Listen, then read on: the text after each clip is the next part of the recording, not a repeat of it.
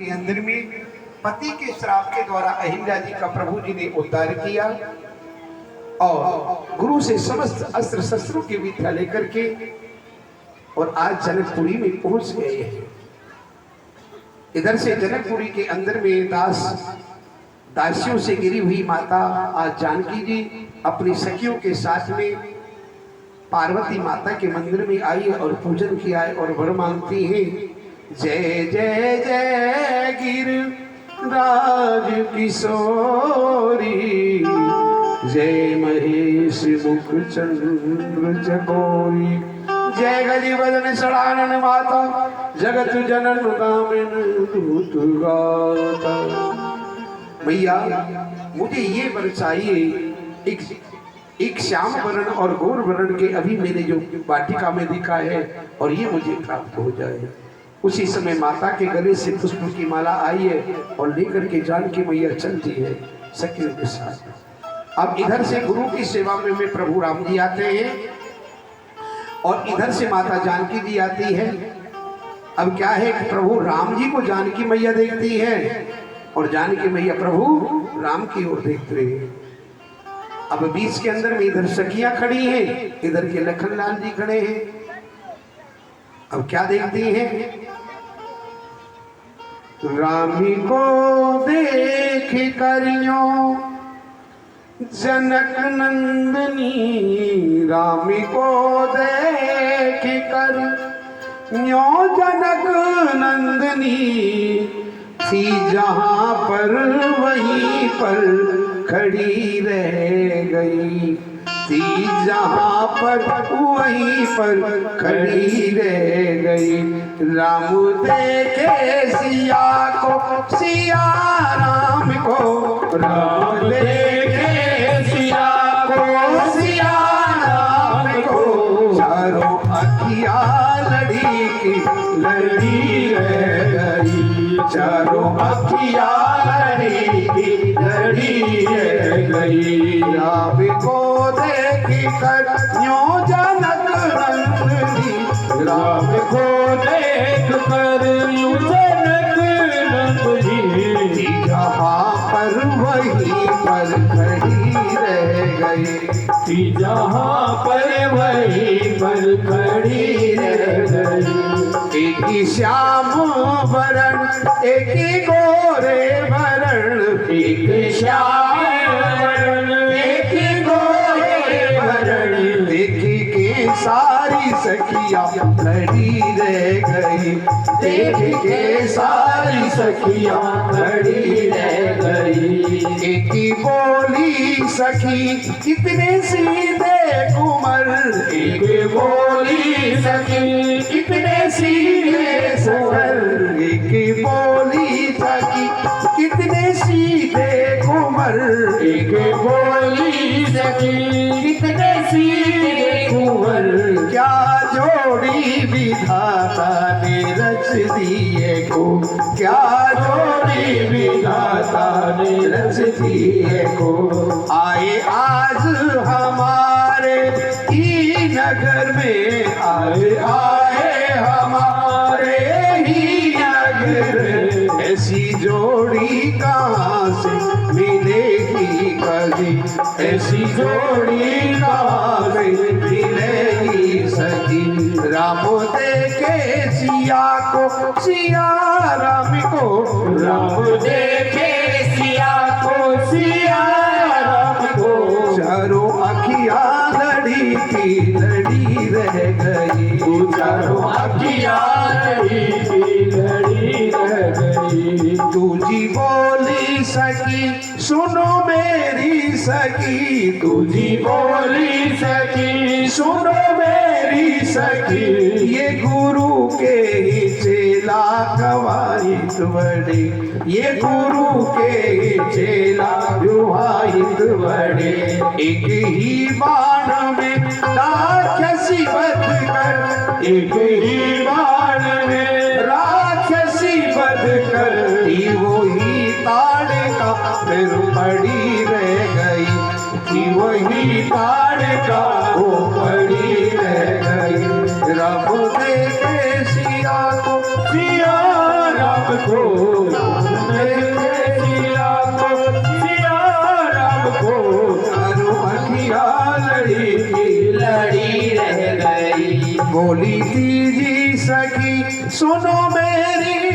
सखी, बोलो दीदी सखी, सुनो मेरी सखी। है धनुष बा कठोर न उठका सकी, है धनुष बा कठोर न उठे सकी। हमको पहले पता ऐसा होता सकी, हमको पहले पता ऐसा होता सकी। कभी यज्ञ की रचना न होती कभी, कभी यज्ञ की रचना न होती कभी। बोली पाची सखी, सुनो मेरी सखी, बोली पाची सखी, सुनो मेरी सखी।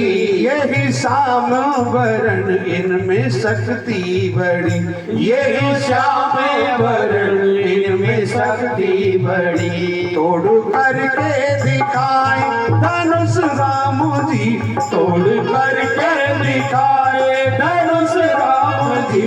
राम जी की ही महिमा सदी रह गई, राम देखे सिया को, सिया राम को, राम देखे सिया को, सिया राम को।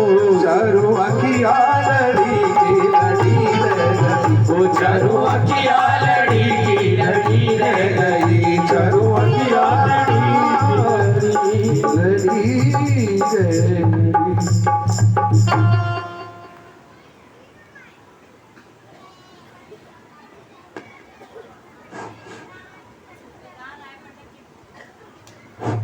बोले कृष्ण कन्हैया लाल की जय। ये आज के दानवीरों की लिस्ट मेरे हाथ में आ चुकी है। मैं सबके नाम बोल रही हूँ। जिस जिसका नाम बोलूँ सभी बहनें जोर से तालियां बजा के उनका अभिवादन करना। देवकी बंसल की तरफ से 500 रुपए, जोरदार तालियां हो जाए देवकी बंसल जी के लिए, तालियां रुकनी नहीं चाहिए। कृष्ण शर्मा 500 रुपए, गुप्तदान 500 रुपए, गुप्तदान 200 रुपए, गुप्तदान 200 रुपए। सुमित्रा बांसल 500 रुपए प्रसाद के लिए, गुप्तदान 500 रुपए, ओमवती 500 रुपए। भाई तालियां बजाते रहो, तालियां नहीं रुकनी चाहिए। मुनीश टकराल जी 1100 रुपए, गुप्तदान 500 रुपए। राघव भारतीय और विधि, इन्होंने अपने स्वर्गीय दादाजी की याद में ये दान दिया है। कृष्णा बहन जी 500 रुपए, गुप्तदान 500 रुपए, गुप्तदान 500 रुपए, गुप्तदान 200 रुपए। इन सभी दानवीरों के लिए जोरदार तालियां हो जाए एक बार। बोलिए कृष्ण कन्हैया लाल की जय।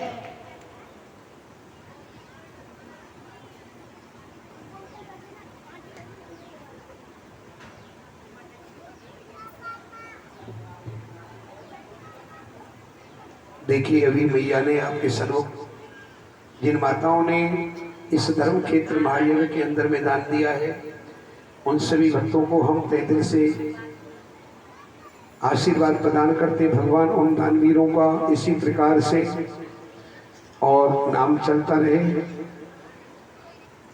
हम माफी चाहते हैं, एक दानवीर का नाम हमसे रह गया है, राधा देवी 200 रुपए। तो जोरदार तालियां हो जाए राधा देवी जी के लिए।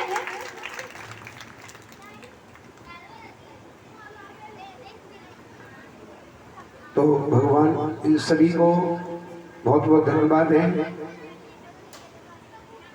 ये कथा सर्वजनक है और सभी के सहयोग से ये कथा चली हुई है।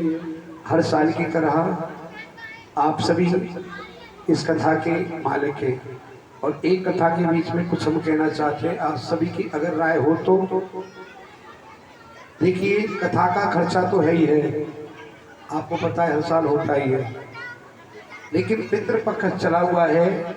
इसमें कथा का महत्व होता है कि अब हमारे जो पितृ देवता हैं वो हमारी इस धरा पे आए हुए हैं, इसीलिए और इस धरा पर आकर के पितरों को सबसे प्रिय क्या चीज है आपको पता है? सबसे प्रिय चीज क्या है? और कहावत भी है, एक एक घर के खीर खाएं और देवता भला माने। पितरों को सबसे प्रिय चीज लगती है तो वो होती है खीर। विष्णु भगवान को सबसे प्रिय लगती है, तो इसको खीर का शब्द होता है तस्मई। तो कनागत में ब्राह्मण खीर खाते कि नहीं खाते? पंडित जी बताओ, खाते कि नहीं खाते? तो बनती किसके लिए है? वो पितरों के निर्मित, लेकिन उसी खीर को परिवार पूरा खाता है नहीं खाता? तो इसीलिए हम ये चाहते हैं कि कथा का खर्चा तो है ही है, अगर आप लोगों में से, दानवीरों में से अगर कृपा हो जाए तो कोई 100 किलो आटा लग जाए, कोई 2 बोरी आलू लग जाए, और कम से कम थोड़ा चीनी चावल मैं आप पे मंगाऊंगा। पिछली बार भी मैंने मंगाया था, चीनी भी आएगी मेरी और चावल भी आएगा, ठीक है। बादाम किसी बहन से कह करके, और दूध घर घर से आ जाएगा। खीर हो गई। अब बेचारी वो पूड़ी ने और वह सब्जी क्यों छोड़ो।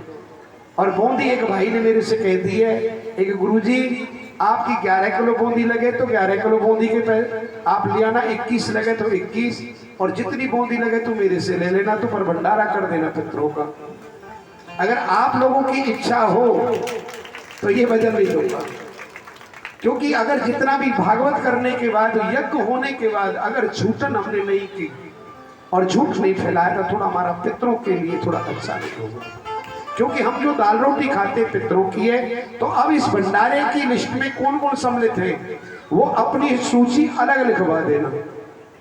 ये जो सूची चली हुई है, ये सूची तो केवल तुम्हारी भागवत की है, जिसमें खर्चा टेंट का है, सांड का है, ढोलक का है, ऑर्गन का है, ये शास्त्रियों का है। मैं फ्री हूं, तुम्हारा पुजारी फ्री है, चकाचक, मेरे प्रवचन बिल्कुल फ्री। मेरे को क्या बचेगा? एक जो आरती में आ रहा है, जो तेरी सेवा में आ रहा है, जो वो मैं 5 आ जाओ, चाहे 7 आ जाओ, चाहे 2 आ जाओ, चाहे 1 आ जाओ, वो मेरी जेब में आएगा। जो बात है, जो आप दान दे रहे हो, ये आपके सभी जो हमारे कलाकार संगीतकार भाई है, मुझे इनका हिसाब करना है। अगर इन पे तो कोई बच जाएगा तो वो मेरी सीतारामी, वो मेरी पूजा समझ लेगा। तो मेरा विचार ये है, कोई जैसे कोई आटा दान कर दे, कोई आलू उठ ले, कोई नमक मिर्च उठ ले, कोई घी उठ ले, थोड़ा थोड़ा अगर ऐसा कोई दानवीर हो तो वो लिस्ट में अविष्ट करा देना। अगर आप ना करोगे तो भैया मैं तो करवाऊंगा आप पे, और आपने करना पड़ेगा। प्रेम से बोलो राधे। राजी राजी से कर दोगे भंडारा तो ठीक है, ना तो मैं घर घर जाकर के मांग के लेकर आऊंगा। समझदार की नहीं सारा काफी है, क्योंकि ये कथा भी तारे सिर पे है और भंडारा भी तारे सिर पे है। क्योंकि मेरे पितृ देवता को पितृ राजी है तो हम सब कुछ राजी है, क्योंकि हम अपने लिए नहीं जी रहे, हम कर रहे हैं तो अपने पितरों के निर्मित करें। न जाने मेरे पितृ देवता किस रूप में आकर के किसके मुखमंडल से अन्न का दान, अन्न दानम महादानम, अन्न का दान महादान है। और इस दान का दान किसने चलाया था? भगवान शंकर ने। भंडारा प्रारंभ किसने किया? शिव ने किया था, इसीलिए उनका नाम भंडारी पड़ा था। भंडारी बने शंकरम। अन्नपूर्णा मैया उन्हें दे रही है, यानी पार्वती उन्हें दे रही है, ऐसे डाल रही है, और शंकर जी ऐसे झोली में ले रहे हैं। तो ठीक है भैया, आइए कथा को आगे बढ़ाते। भाई जी कुछ कहना है अभी आपने? ठीक है, राधे राधे। बोली बाल कृष्ण भगवान की। तो उसी समय संक्षेप में कथा को लेकर के चलते कि कृष्ण कथा की ओर चलते, थोड़ा लेट हो रहे हैं। उसी समय सखिया लेकर के माता को महल में गई हैं। इधर के गुरु की सेवा के अंदर में मेरे प्रभु राम लक्ष्मण जी आए हैं। आज गुरु जी लेकर के सभा के अंदर में गए हैं। शंकर जी का धनुष रखा हुआ है, किसी से टूटा नहीं है। सब अपने अपने राजा महाराजा आए, जोर लगाया है। इसीलिए आज राजा जनक ने कहा है कि ये पृथ्वी लगता है वीरों से खाली होगी, ये लक्ष्मण इधर आ नहीं गया। उसी समय खड़े हो गए, गुरु के चरणों में प्रणाम किया है कि प्रभु ये धनुष क्या है, न जाने में ऐसी कितनी धनुष को तोड़ दिया है। उसी समय राम ने समझाया, लक्ष्मण जी को बैठाया। गुरु के चरणों में प्रणाम करके प्रभु जी ने धनुष के उठाया है और उठाकर के खंडन किया है। बोली राजा रामचंद्र भगवान की। सहजवी धनुष को तोड़ करके सखियों के साथ माता जयमाला लेकर के आई है, और जयमाला प्रभु जी के गले में डाल दी है, और प्रभु जी ने मेरी माँ जानकी जी के में डाल दी है। पत्र का लेकर के राजा दशरथ जी के पास गए। राजा बारात लेकर के आया है, धूमधाम से बारात की चढ़ाई की है, और चढ़ाई करने के बाद आज अपने चारों कुंवरों का विवाह किया है। और 6 मास बारात रुक करके आई है।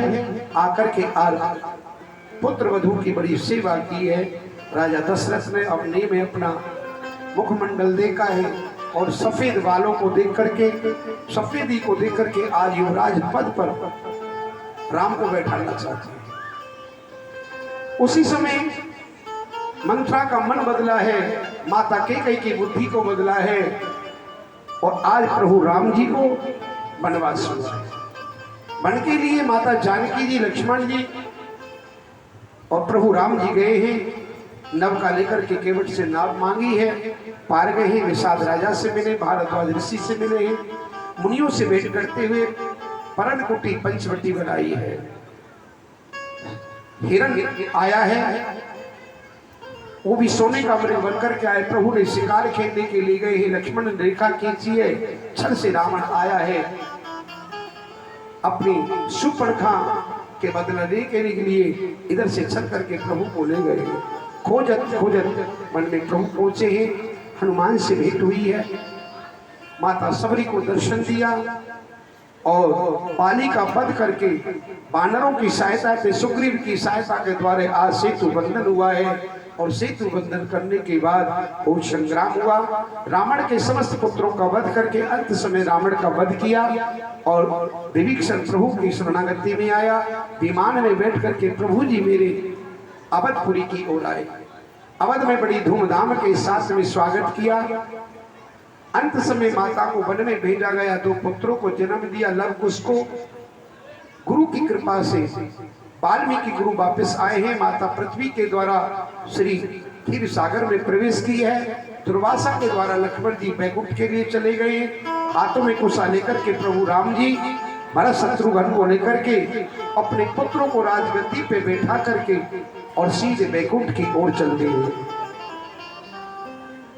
सरयू जी के तीर में कर प्रवेश रघुनाथ, आति कुशा प्रभु ले लियो, ले रूप सबका जो डूबे तर जात है, और देव रूप भगवान जो आए जिस रूप में वही रूप लिए धात। जो देवताओं के पुत्र थे वो देवों में चले गए, जो बानरों के बानरों में, यक्षों के यक्षों में, कुबेरों के कुबेरों में, जो प्रभु राम की सहायता करने के लिए आए सरयू में डूबत गए। नारायण नमो नमः, नमो नमो नरोयतम, नमस्कृतं नारायणं श्री कृष्णाय वयं नमः। डूब करके सीधे चले गए। यहाँ पर प्रभु की ये रामचरित की संक्षेप के अंदर में वर्णन किया है। और अब आइए चंद्रवंश के अंदर में प्रवेश करते हुए, समय को देखते हुए, एक मथुरा नगरिया है और मथुरा नगरी के राजा उग्रसेन है। भले बुरे निको हो तो है और बदल जात है अंश, हिरण्याकश्यप प्रहलाद हुए उग्रसेन के कंस। जो जिनका पिता दुष्ट है, दुराचारी है, उनके घर में तो आज भक्त प्रहलाद हुआ है। और जो धर्मात्मा है, पुण्य आत्मा है, भक्त है, आज उनके घर में एक दुष्ट ने जन्म लिया है जिसका नाम है कंस।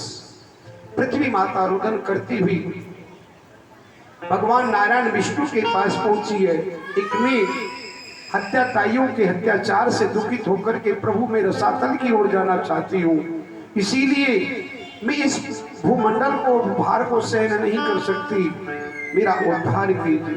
उसी समय ब्रह्मा, इंद्र आदि सभी देवता नारायण के पास गए और प्रभु से प्रार्थना की, प्रभु आप पृथ्वी के भार को हल्का कीजिए।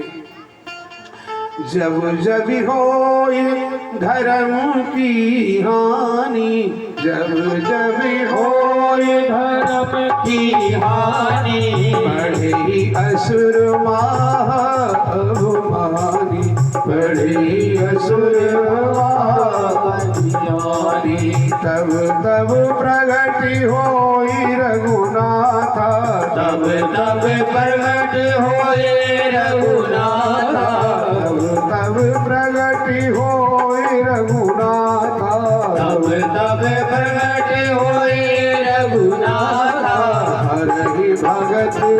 लोचन रघुनाथ, हरहि भगत लोचन रघुनाथ।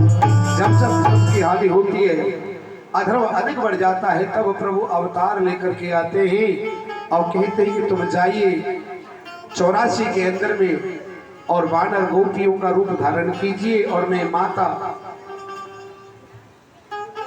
देवकी के गर्भ से अष्टम संतान होकर के आकर के तुम्हारा उद्धार करूंगा।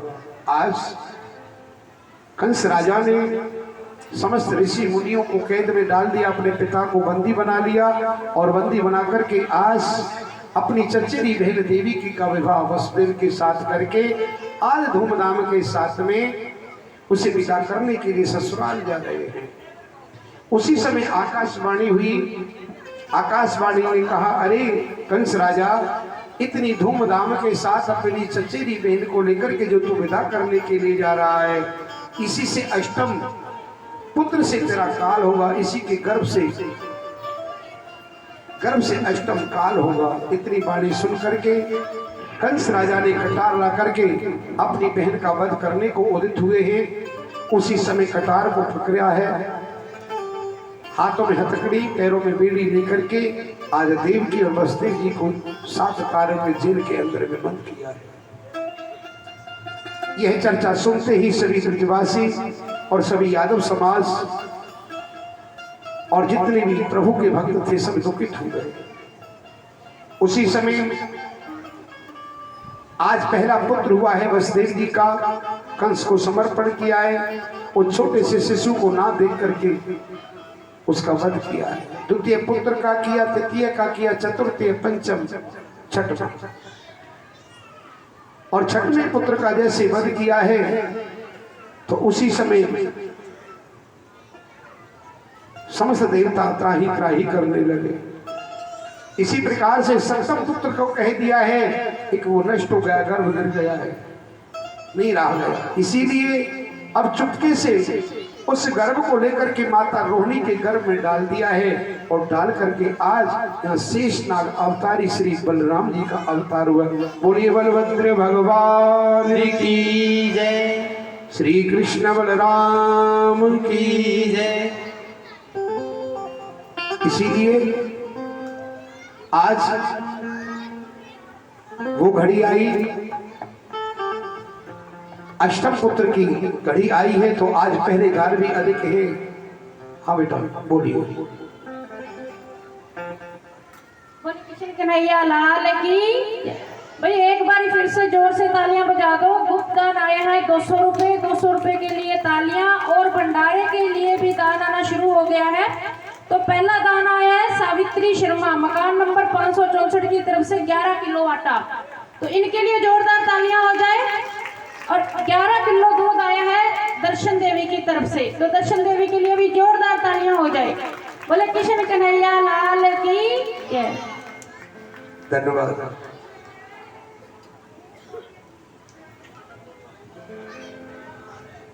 उसी समय आकाश मंडल में समस्त देवी देवता प्रकट हुए। आज माता का अष्टम गर्भ है, एक एक करके सभी पुत्रों का वध हो गया है। अष्टम संतान है और अष्टम संतान की रक्षा कैसे हो। समस्त देवी देवता आए हैं आज अष्टम दर्शन करने के लिए। जब 8वां महीना लगता है माँ का, ये माताओं के लिए कथा को श्रवण ध्यान से सुनना।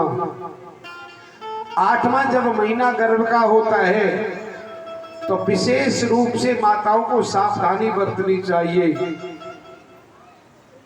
और जितना भक्तिमयी भजन करोगी, कीर्तन करोगी और सत्संग करोगी, उतना ही गुणवान बच्चा होगा। उस समय पर समस्त देवता 8वें मास में, 8वें महीने में गर्भ में समस्त देवता उसके शिशु दर्शन करने के लिए आते हैं और उसी समय उसकी भाग्य की रेखाएं प्रारंभ हो जाती है। समस्त देवताएं आकाश मंडल में आज माता देवताओं का दर्शन करके पुष्पों की वर्षा है, चारों ओर पुष्पी पुष्पे सुगंधी अबीर गुलाली है। आज पहरेदार 7 द्वारों पर खड़े किए हैं पहरेदार सो नहीं रहे हैं, हाथों में हथकड़ी है, पैरों में बेड़ी है, पहरेदार जगे हैं। भादों का महीना है, रोहिणी नक्षत्र है, बुधवार है। प्रभु राम जी रघुनाथ जी आए दिन के सी के 12 बजे और मेरे प्रभु जी आए हैं रात्रि के ठीक 12 बजे। भादो मास के अंदर में कृष्ण पक्ष है और वो शुक्ल पक्ष है। राम का सूर्य वंश का शुक्ल पक्ष है और चंद्र वंश का कृष्ण पक्ष है। इसीलिए भगवान रात्रि के मध्यम में ठीक 12 बजे आए हैं और आकर के जैसे प्रभु प्रगटे हुए हैं, हाथों की हथकड़ी, पैरों की बेड़ियां, पहरेदार एक एक करके सो गया है। एक एक करके पहरेदार सभी सो गए, कोई नहीं जगा है। अब माता ने शिशु को देखा, अब शिशु को निहारने लगी, देखने लगी। एक पुत्र तो हो गया है, लेकिन मेरा भाई इस अष्टम पुत्र का भी वध करेगा। अब अपने पति वसुदेव से कहते हैं, स्वामी अब मेरी अष्टम संतान है, 7 पुत्र मेरे नष्ट हो चुके हैं, ये अष्टम संतान है और मैं ये चाहती हूँ ये अष्टम संतान मेरी नष्ट ना हो। उसी समय आप कोई उपाय ऐसा कीजिए कि जिससे मेरे बच्चे के प्राण बच जाएं। आप अपने मित्र यमुना जी के पार गोकुल के अंदर जो नंद बाबा है, आप इस पुत्र को लेकर के कैसे भी करके नंद भवन में की ओर चले जाइए। मैं कैसे चला जाऊं, मेरे हाथों में हथकड़ी है, मेरे पैरों में बेड़ी है, रात्रि का समय है, घनघोर वर्षा हो रही है, यमुना जी चढ़ी हुई है, एक मुझे नहीं पता। इसीलिए आज इतना कहते ही हाथों की हथकड़ी, पैरों की बेड़ी, पहरेदार सब सो गए और सोने के बाद आज सूख के अंदर में विराजमान करके वसुदेव जी चल रहे हैं। आइए 1 मिनट बेटा बीच में जगह कर देना, राखी को तैयार कर दो।